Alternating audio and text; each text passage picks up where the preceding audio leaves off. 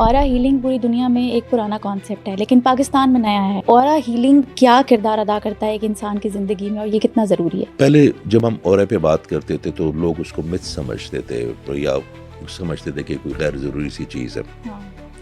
अब उसके कैमरे बन गए हैं, अच्छा। उसको किलियन कैमरा कहते हैं। हम्म। वो आपके ऑरे की तस्वीर लेके आपको बताते हैं कि कौन सा कलर कम है। अब कलर क्या होता है?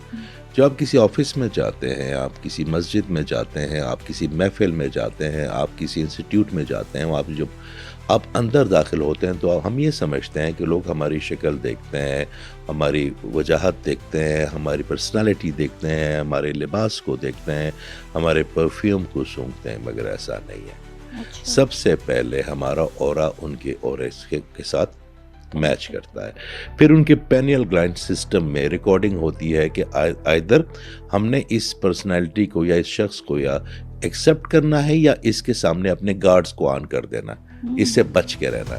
सही। आसान अल्फाजों में ऑरा या तो आपके लिए खुशबू है या आपके लिए बदबू है।